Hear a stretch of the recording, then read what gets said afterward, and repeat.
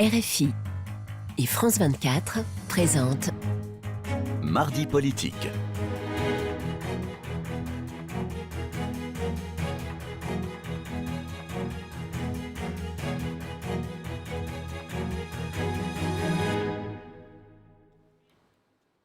Retour dans Mardi politique avec Véronique Rigolet, notre invitée ce soir, et Éric Coquerel, donc coordinateur politique du Parti de gauche et donc soutien de Jean-Luc Mélenchon. On va parler du programme. Un petit mot, parce qu'on était sur cette... avant de nous quitter pour cette première partie, on parlait de Marine Le Pen. Vous aviez raison à un moment, vous disiez, dans le fond, elle savoure son impunité vis-à-vis des affaires, peut-être plus pour très longtemps, mais en tout cas pour l'instant, elle savoure cette impunité. Elle refuse de se présenter aux convocations des juges et disqualifie certains fonctionnaires dans ces meetings. On va le voir dans quelques instants. Vous écrivez, donc je le disais dans votre blog, vous dites c'est la brute xénophobe. N'empêche, elle est étatiste comme Mélenchon, elle n'aime pas l'Europe comme Mélenchon, elle trouve beaucoup de qualités à Poutine comme Mélenchon, et puis je vous propose d'écouter ce que déclarait Jean-Luc Mélenchon le 5 juillet 2016. Il y a quelques accents un peu populistes, on l'écoute. Je crois que l'Europe qui a été construite, c'est une Europe de la violence sociale. Comme nous le voyons dans chaque pays, chaque fois qu'arrive un travailleur détaché qui vole son pain aux travailleurs qui se trouvent sur place. Une Europe de la violence politique, comme nous l'avons vu appliquée à Chypre et à la Grèce. Et une Europe de la violence guerrière, comme celle que vous êtes en train de préparer face à la Russie. Voilà, vole son pain aux travailleurs. Est-ce que ça vous trouble pas tout de même ce discours où ces deux extrêmes se rejoignent et on dit toujours que traditionnellement, l'extrême gauche, elle est internationaliste. Oui, on est internationaliste, totalement. Ah oui, pas là. Hein. Si vous écoutez tout expliquez-nous. l'extrait, pas seulement le petit bout qui en a été pris. Non, mais je vous le dis, parce que je vais vous le resituer. Jean-Luc Mélenchon faisait un discours où je vous fais remarquer qu'il parle du peuple grec, dans l'extrait que vous venez de parler, qui est soumis à une politique d'austérité absolument terrible, sans aucun résultat, sauf que de l'affamer de plus en plus. Il parle des dangers de guerre. Donc le moins qu'on peut dire, c'est que sa vision n'est pas une vision guerrière et une vision non solidaire de l'Union européenne. Mais il y a Sur les directives des travailleurs détachés, je vais y venir, j'ai bien compris. Sur la directive des travailleurs détachés, nous sommes contre la directive des travailleurs détachés. Comme Marine qui justement... Attendez, excusez-moi. Vous savez, je vais vous dire un truc. Dans les années 30, il y avait un parti qui s'appelait National Socialiste. Socialiste comme la SFIO. Pour autant, ils étaient étatistes et tout ce que vous voulez. Pour autant, les objectifs de société ne sont pas les mêmes. D'un côté, il y a un objectif humaniste, de fraternité. De l'autre côté, il y a un objectif racial, xénophobe, etc. Et bien voilà exactement ce qui nous sépare du Front National. C'est pas parce qu'à un moment donné, nous utilisons des mots pour caractériser quelque chose. C'est pas parce que, par exemple, si le ciel est bleu, nous allons dire ensemble que le ciel est bleu, que nous avons les mêmes objectifs politiques. Les objectifs de Marine Le Pen, c'est un affrontement généralisé en France entre des populations pour le plus grand bénéfice d'un système qu'elle ne remet pas en question. Elle ne l'a jamais mis en question. Elle ne remet pas en question le système capitaliste, le système financiarisé, etc. Vous pouvez regarder dans le moindre de ses écrits. Donc, si vous voulez, cette comparaison ne tient pas. La question des directives des travailleurs détachés, d'accord, c'est le fait d'avoir ce que nous disons, ce n'est pas tourné contre le fait que des gens viennent continuer à travailler dans ce pays. La preuve, c'est que contrairement à Mme Le Pen, nous demandons la régularisation des travailleurs sans papier. Nous ne demandons pas qu'ils soient éjectés de ce pays. Non, mais vous voulez bien attendre. Mais par contre, nous demandons que tout le monde. Vous ne voulez pas les travailleurs polonais? Du plombier polonais, vous voulez bien de l'africain, mais je demande que les travailleurs polonais.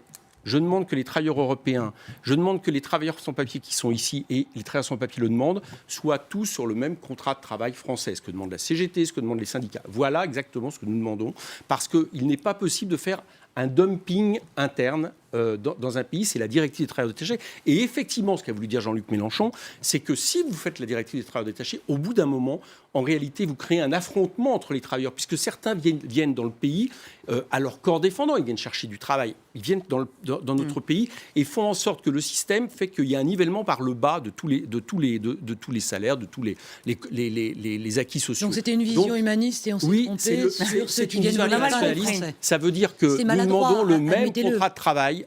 Non, c'est la manière dont on utilise ce qui est fait. Manger le pain des Français, c'est la manière dont on utilise où à chaque fois on nous dit, vous voyez, le Front National commence à parler de social, donc finalement vous êtes comme le Front National. Alors ça c'est extraordinaire, ça fait aussi longtemps que l'extrême droite, dans les années 30, elle n'a fait que cela, utilise et prend des mots de la gauche pour, j'allais dire, camoufler un projet qui est un projet... Ils vous ont pillé votre programme. Comment ? Ils vous ont un peu pillé votre programme. Oui, enfin...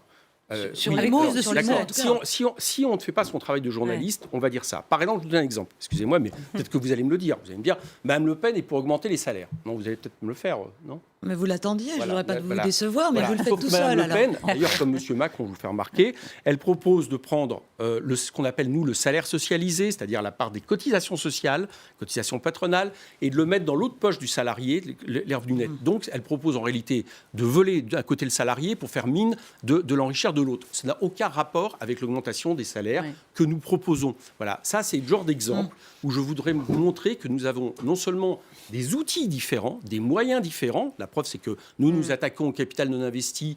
Les profits, elles, ne s'y attaquent pas. Vous pouvez écouter concrètement, je veux dire. Et en plus de ça, nous avons des objectifs radicalement Donc vous, c'est différents. mieux. Écoutez, on va Vous, essayer. c'est humaniste. Je pense que j'ai cru comprendre que quand vous nous compariez avec Mme Le Pen, c'était pas avec une appréciation très positive du programme de Mme Le Pen. Enfin, j'ai cru comprendre ça. Donc oui, c'est mieux. C'est un programme humaniste, c'est un programme de partage des richesses, c'est un programme qui défend l'intérêt général, le bien commun avec la planification écologique. La sortie de l'euro, Alors, venons-en. Je pense que c'est une erreur, déjà, de considérer, je vais vous le dire une bonne fois pour toutes, parce que ça aussi, c'est un discours qu'on entend, alors là, pour le coup, de M. Hollande, qui l'a ressorti dans le monde, c'est une erreur de considérer que ce qui caractérise Mme Le Pen, c'est la sortie de l'euro. C'est la banaliser. C'est banaliser son programme, qui, pour moi, est un programme d'extrême droite extrêmement dangereux. Donc, c'est pas ça, je vous les ai dit, qu'il a caractérisé. La sortie de l'euro ne serait pas suffisamment dangereux pour l'économie française. Et une mise en tension de la société au service d'une vision, j'allais dire, pour moi, qui n'est pas républicaine. Mais je vais venir sur la sortie de l'euro. Nous, ce que nous proposons, et nous n'avons pas varié là-dessus, mais c'est important, c'est le plan A, plan B. C'est-à-dire que soit on sort des traités tous ensemble, et la France met tout son poids dans les négociations, parce qu'on ne continuera pas l'Union européenne si la France, qui est la deuxième puissance en Europe, dit on ne veut pas continuer comme ça. Vous avez vu que M. Hollande a un plan A ? Il se réunit à une Europe très militaire, une Europe de la défense, où on prétend reconstruire l'Europe à travers des Est-ce que comme elle, sur les 4 souverainetés, par exemple ? Comment ? Est-ce que comme elle, vous dites qu'il faut renégocier sur les 4 souverainetés ? Il faut renégocier le traité sur la question du fait que l'Union européenne ne vaut que si elle est un progrès humain pour tous les peuples qui la composent. Donc ça veut dire qu'il faut pouvoir avoir des grands plans de relance pour la transition énergétique. Il faut pouvoir avoir une banque centrale européenne qui prête directement aux États pour que ce ne soit pas la finance qui fasse des chantages permanent, et comme vis-à-vis de la Grèce, l'Espagne et autres, aux États. La Grèce, elle a été sauvée par l'Europe. Par exemple, non, la Grèce n'est pas sauvée. Votre ami Tsipras, absolument catastrophique, où la seule chose qu'elle est en train de rembourser avec une politique absolument terrible d'austérité, c'est les intérêts de ses créanciers. Elle n'est pas capable de s'en sortir. Donc je pense que pour s'en sortir, il faut que la Banque centrale fasse comme toutes les banques centrales ailleurs dans le monde. On est la seule qui ne le fasse pas, prête directement aux États. Et par exemple, je vais vous donner un exemple de ce que pourrait être un nouveau traité. Ça serait d'instituer ce qu'on appelle le principe de non-régression. C'est une règle simple. Tant qu'une directive ou une règle européenne n'est pas supérieure à la règle nationale en matière sociale, environnementale, elle ne s'applique pas. C'est de la subsidiarité, ça existe déjà, non ? C'est une subsidiarité en positif qui permettrait que rien ne s'applique s'il est inférieur aux réglementations sociales du pays. Il faut que l'Union européenne soit un progrès pour tout le monde et non pas le libre-échange généralisé que nous avons au service de la finance. Ça, il faut rompre. Donc c'est notre plan A. Mais par contre, pour qu'il y ait une chance de réussir, il est bien entendu qu'il faut un plan B. Et le plan B, c'est des mesures unilatérales de rupture qui peuvent effectivement aller jusqu'à la sortie de l'euro. On sent que ça vous rend très colère d'avoir expliqué jour après jour. Je suis très passionné, c'est autre chose. J'entends bien, mais que le programme du Front National, malgré toutes ces convergences, c'est pas votre programme. Est-ce qu'il y a un effort de pédagogie que vous faites en donnant beaucoup ? Ne soit toujours pas passé. Non, mais attendez, j'ai lutté toute ma vie contre le danger fasciste. D'accord ? Je lutte contre la financiarisation de l'économie. Donc, nous assimiler quelque part à ceux qui sont nos principaux adversaires. Oui, je peux vous dire que quelque part, je ne suis pas en colère, mais comprenez que ça touche le plus profond de ce que nous sommes. Voilà. Le fascisme ne pourrait être qu'à droite, à l'extrême droite ? Est-ce qu'il pourrait y avoir excusez-moi, c'est une caractérisation politique, le fascisme. On peut avoir des dictatures, il y en a eu effectivement pendant tout le XXe siècle, on a eu des dictatures à l'Est, etc. On ne va pas d'un communisme bureaucratisé qui n'était pas notre modèle. Mais en l'occurrence, le fascisme, c'est une définition politique. qui est celle qui est du côté de l'extrême droite et qui, historiquement, c'est pour ça que je vous disais, c'est pas nouveau, emprunte à certains moments des mots, du vocabulaire pour mieux camoufler son projet, y compris à la gauche, pour mieux tromper aussi les travailleurs, comme le fait Madame Le Pen, parce que le moins qu'on puisse dire, c'est que son projet ne sera en aucun cas un plus pour les couches populaires de ce pays. Donc, elle renoue finalement avec un classique, quoi. Alors peut-être on va parler de Marine Le Pen. Oui, de Marine Le Pen. On va continuer. On continue. Allons-y gaiement avec ce qu'elle a dit quand même, Véronique. On va y parler. Donc, vous le mentionnez, elle profite de son immunité européenne pour ne pas répondre aux convocations des juges, et ce faisant, et également, elle monte désormais à la tribune pour menacer à la fois les hauts fonctionnaires et les magistrats. C'était la semaine passée à Nantes, on l'écoute. Dire publiquement, ici, aux fonctionnaires, à qui un personnel politique aux abois demande d'utiliser les pouvoirs d'État pour surveiller les opposants ou organiser à leur encontre des persécutions, des coups tordus ou des cabales d'État, de se garder de participer à de telles dérives. Comment vous expliquez qu'avec un tel discours tellement antidémocratique, Marine Le Pen arrive à faire mieux que vous dans cette course à la présidentielle? Je voudrais juste te dire que voilà ce qui caractérise Mme Le Pen. C'est pas la sortie de l'euro, c'est ça qui caractérise Mme Le Pen. Parce qu'elle annonce l'épuration des fonctionnaires qui ne seraient pas d'accord. Est-ce que c'est une façon de dire attention, j'arrive? Ah oui, bien sûr. C'est le vrai visage du FN, il est là. Oui. Et vous savez ce que je pense de Mme Le Pen depuis janvier? C'est que, parce que vous avez remarqué que son discours a évolué quand même, elle a remis les questions de discrimination raciale au devant de son discours. C'est que je pense qu'elle a enregistré que M. Trump avait gagné sur le même type de discours. Et elle pense maintenant qu'elle peut gagner là-dessus, en l'assumant. Vous pensez que c'est un fait exprès? Ah oui, je pense que c'est très calculé chez Mme Le Pen, qu'elle est en train de graduer progressivement et de révéler, pas de révéler parce qu'elle ne l'a jamais changé. On peut dire qu'elle a fait très fort. Alors. Oui, mais je pense que c'est volontaire et qu'elle observe si justement, quelque part, comment réagit, on va dire, la classe médiatique et politique. Alors, par exemple, M. Hollande, qui dans son interview du Monde ne dit pas que c'est ça le danger, mais que c'est la question de la sortie de l'euro et de la problématique de l'Europe. Donc, je crois qu'elle est en train de tester. Et Mme Le Pen, là, révèle son vrai caractère où il y a un espèce de penchant totalitaire. Parce que quand vous commencez à épurer les fonctionnaires, vous ne savez jamais où ça arrive. On va regarder ce sondage Opinionway, donc pour les Échos sur les intentions de vote du premier tour. Marine Le Pen est à 26, Macron est à 25, François Fillon est à 20, Hamon est à 16 et Jean-Luc Mélenchon est à 10. Un petit peu au fond du trou, Jean-Luc Mélenchon. Lui qui a théorisé le dégagisme, pourrait-il en être victime ? Bon, alors le problème des sondages, je ne vous le dis pas, mais là, il y a un autre sondage IFOP aujourd'hui qui montre une progression chez Jean-Luc Mélenchon. Il y en a d'autres qui montent à côte à côte. Enfin, bon, il y en a qui ne sont pas rectifiés, qui montent Jean-Luc très haut. Donc, très franchement, je pense que les sondages aujourd'hui, je vais vous dire le truc, c'est que je pense que les sondages aujourd'hui ne comprennent pas la situation politique. Ils le disent eux-mêmes d'ailleurs. Quand vous parlez avec les professionnels, ils disent nous avons le plus grand mal à comprendre. Pourquoi ? Parce que par contre, là, il y a quelque chose qu'on suit dans tous les sondages, c'est que vous avez quasiment la moitié de la population qui est totalement incertaine de son choix. 45%. Voilà, qui ne sait pas si elle ira voter. Il faut dire que vu le paysage, qui on peut un peu les comprendre. Et justement, ce n'est pas Jean-Luc Mélenchon le plus fragile, parce que dans tout, par contre, les sondages, c'est avec, malheureusement, Madame Le Pen, celui qui est le plus sûr de son électorat, contrairement à M. Macron, par exemple, ou même à Benoît Hamon, qui ont des électorats très fragilisés. Donc, moi, c'est plutôt ça que je regarde. Je pense que ça reflète... Pardon, excusez-moi. Mais je vous en prie, je pense que on serait vu sur un autre sondage il y a 3 jours, on aurait plutôt parlé de la progression de Jean-Luc Mélenchon. Là, vous me parlez. Donc, je pense que c'est pas là-dessus qu'il faut s'accrocher.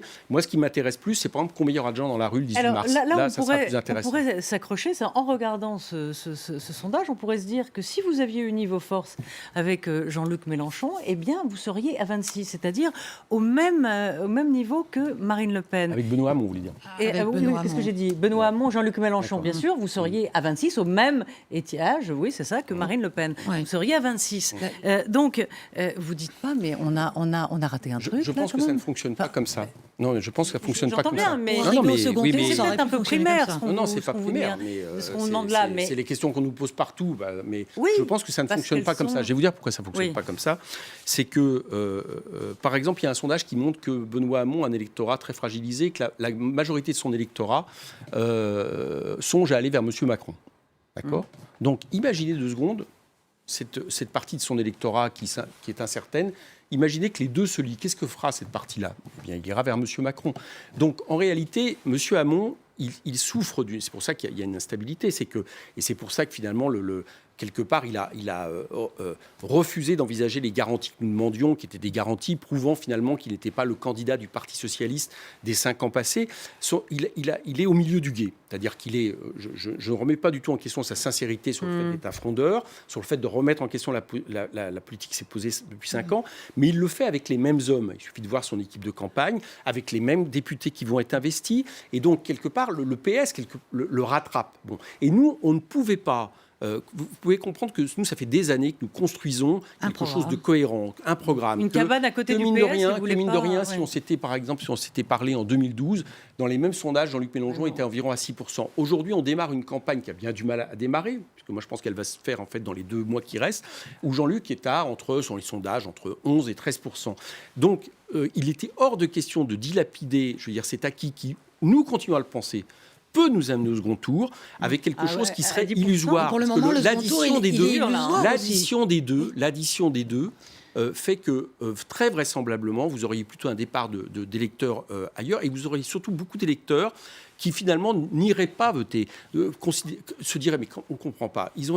Ça fait 5 ans qu'ils s'opposent à ce gouvernement et finalement ils se rallient, parce que c'était ça la seule solution que présentait Benoît Hamon. Il ne présentait pas d'autre solution. Ils se rallient derrière le candidat qui représente le parti contre lequel il s'est opposé. Je veux dire, il faut à un moment donné... En attendant, parce que voilà, il faut être raisonnable, il reste moins de 50 jours. Oui, le ticket d'entrée est à plus de 20%. Vous êtes entre, disons, 10 et 13, 13,5%. Comment vous faites pour accéder au second tour ? Est-ce que votre marge du 18 mars suffira à motiver 10% d'électeurs en plus pour arriver au second tour de cette présidentielle ? Nous parions sur le fait que le peuple est plus politique et intelligent parfois que ses élites. Alors là, il faudrait une... Mais non, je crois sincèrement. Vous savez, rappelez-vous que lors du référendum du traité constitutionnel européen, tout le monde nous annonçait une victoire sans problème du oui, et qu'il y a eu un débat citoyen dans tout le pays pendant plusieurs mois et que ça a inversé le résultat. Donc nous pensons que la même chose peut se produire en 2 mois. J'espère, avec l'aide de médias qui informent tous les candidats. Dites-nous en quelques mots en quoi cette manif du 18 mars pour la 6e République peut motiver un maximum de Français à rejoindre la France Insoumise. Parce qu'elle est la solution pacifique au problème qui nous est aujourd'hui posé d'une République qui est à bout de souffle, d'un point sur le plan démocratique, sur le plan social, sur le plan même, j'allais dire, de la vertu tout simplement, et que proposer une 6e République par la Constituante, c'est-à-dire par et pour le peuple, qui propose aussi un programme de rupture basé sur la question du partage des richesses, qu'enfin on a récupéré, en gros, ces 150 milliards qui, chaque année, depuis 30 ans, sont captés par des profits non investis. C'est le fait que parier sur la transition énergétique, ce qui passe par le fait de ne pas recourir au tout marché pour résoudre les questions de l'écologie, mais au contraire investir de l'argent, parier sur, par exemple, le développement de l'économie maritime, parier sur un indépendantisme français au service de la paix. Nous pensons que si nous avons enfin le temps de pouvoir l'expliquer et non pas seulement de parler de Mme Le Pen ou de M. Macron ou des affres de M. Fillon, nous pensons que nous pouvons convaincre. Est-ce que, d'abord, on a vu que Nathalie Arthaud, Dupont-Aignan avaient leur parrainage. Vous en êtes où, vous êtes sûr quasiment de les avoir, vos 500 signatures ? Oui. Mais c'est dur. C'est dur. Madame Arthaud, ils ont Hello, lutte ouvrière, ça fait des années, ils sont très rodés, ils ont quasiment leurs élus figés. Non, j'ai pas dit que ça, non, c'est pas ça. Ils sont dans les luttes, etc. Mais ils ont un travail très construit. Nous, on est une force nouvelle. On le fait en plus avec, pour l'instant en tout cas, parce que le Parti communiste a annoncé, même s'il y a des communistes qui ont déjà donné leur parrainage, mais a annoncé qu'ils gelaient jusqu'au 13, on ne sait pas trop pourquoi, mais enfin, puisqu'en même temps, Pierre Laurent soutient Jean-Luc, donc j'avoue qu'on ne comprend pas trop pourquoi c'est fait, mais enfin, jusqu'au 13, ils attendent. Donc, quelque part, on se débrouille nous-mêmes. Mais ça avance. Et vous avez, dernière question, un ex-maire communiste de Seine-Saint-Denis, Patrick Braouzek, appelle à voter Emmanuel Macron. Il dit que c'est le seul rempart contre le Front National. Petite réaction, parce que j'imagine que bon... Ouais. Je pense que c'est il a fait partie du Front de gauche. Voilà, c'est le symptôme de la décomposition en composition dont je vous parlais. Oui, au début. Voilà, et je pense que malheureusement, Patrick, certainement aux États-Unis, aurait appelé à voter Mme Clinton plutôt que M. Sanders pour faire barrage à M. Trump, manque de chance, c'était M. Sanders oui, qui mais aurait parce fallu envoyer. peut-être qu'il pense que ce qui est plus important, c'est de gouverner que de plutôt d'être dans l'opposition. Mais gouverner sur le programme économique de M. Macron, c'est exactement produire la politique contre lequel M. Braunzeck s'est opposé avec nous pendant 5 ans. Donc c'est quand même assez incompréhensible. Merci beaucoup, Éric Coquerel. Merci d'avoir été notre invité avec Véronique. Merci, Véronique Rigolet. Merci. Et merci également à Pauline Hellman qui a préparé cette émission et bien sûr à toute l'équipe technique. À très vite.